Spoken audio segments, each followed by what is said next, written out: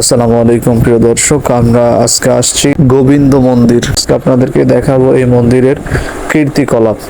তো আমরা আস্তে আস্তে অগ্রসর হচ্ছি মন্দিরের দিকে। এটা মন্দিরের গেট থেকে শুরু করে সামনের দিকে, মানে মন্দিরের দিকে আর কি। তো চলুন দেখি যে তারা সামনে কিভাবে কি করছে, তাদের মন্দিরটা কেমন বা তাদের কীর্তিকলাপগুলো কেমন। আমরা যাচ্ছি, আমাদের সামনে দুইটা দিদি আছে, তারা যাচ্ছে। এভাবেই আমরা চলে আসছি প্রায় তাদের পুজোর মণ্ডপের সামনে। খুবই সামান্য গুটি কয়েকজন মহিলা মানুষ বসেছিল এবং তারা এখানে গান বাজনা করার জন্য, অর্থাৎ ঢোল নিয়ে ঢোল পেটাচ্ছিল।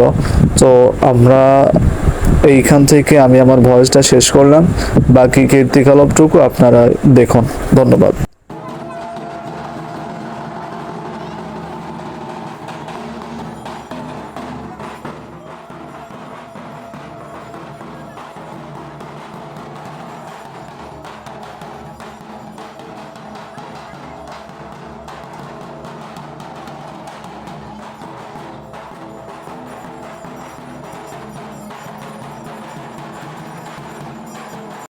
তো এইখানে আমার আরেকটা বিষয় ভালো লেগেছে। একজন বড় ভাই এসে বলছে, ভাই মন্দির বাদে সাইড ভিডিও করার কোনো দরকার নাই। আমিও বলছি আচ্ছা ভাই ঠিক আছে, মন্দির বাদে আমি সাইডে কোনো ভিডিও। তো আমি আবার তাকে বললাম, দাদা আমি তো ভিতরে যাইতে পারবো না, তো আপনি একটু ভিতরে গিয়ে আপনাদের মন্দিরের পুরো ভিডিওটা আমাদেরকে করে দেন, যেটা আমি আমার দর্শকদেরকে দেখাতে পারবো বা আমি আমার ভিউয়ার্সদেরকে দেখাতে পারবো। তো বলছে আচ্ছা দাদা ঠিক আছে, আমাকে দেন, আমি পুরো ভিডিওটা আপনাদেরকে করে দিচ্ছি।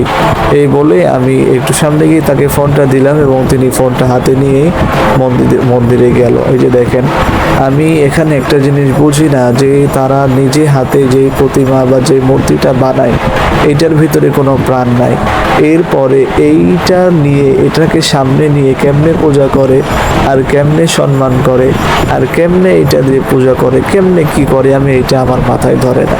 আপনারা দেখুন, আপনাদের বিবেকে কি বলে এটা অবশ্যই কমেন্ট করে জানাবেন। ধন্যবাদ সবাইকে।